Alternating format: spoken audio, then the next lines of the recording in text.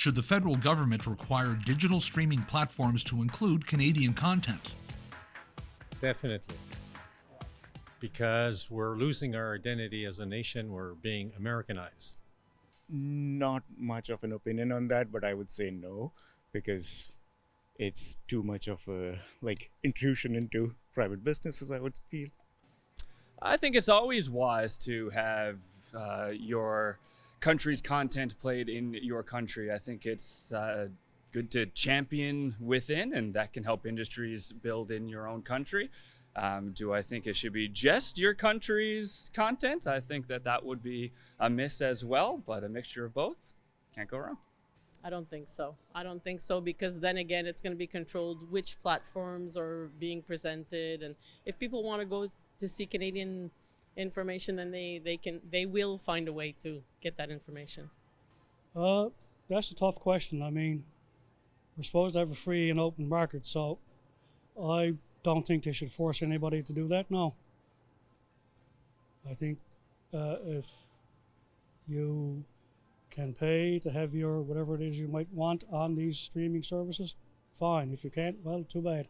If they want to get revenue from Canadians, they should be willing to put our content on their service. That's how I feel about it. I don't know all the dynamics behind it, but it seems only fair. No. Well, we do try to protect Canadian content in most media, and I agree with that. You know, we're a small country right next to a big giant, and we'd just get swallowed if we didn't. But there has to be some sort of limit. I mean, I think yes. I understand why the government put that type of law in place. I think that protecting Canadian creators is important. And I understand that an important element of the protection is a bilingual component, which is obviously very important. I think that it's difficult to go up against a multi-billion-dollar corporation with seemingly endless resources in that respect. And I understand also the kind of anger and outrage at the government for putting this in place, but I think the anger is kind of misdirected at the government when it maybe should be directed at these corporations. But yeah, it's just a hard issue. I'm not sure.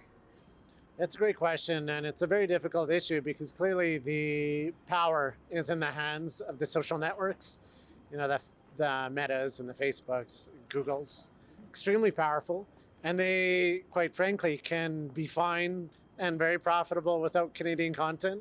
However, I do recognize that that's come at the expense of the traditional publishers, the news channels, the local people covering the news, which is important. We need to have money going to local organizations to cover that. So it's a difficult issue. And I don't really have a solution in how to balance that, but I think something must be done. I'm not sure if the government figured out the right way to do it, but I believe they're on the correct path in terms of addressing it. I think, again, to a certain extent.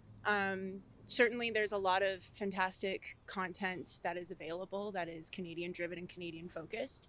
But I think it is also important to have a broad spectrum as opposed to something that is strictly linear to just Canadian content, because there are so many people here in Canada that benefit from having resources and things from their home countries that are now living here.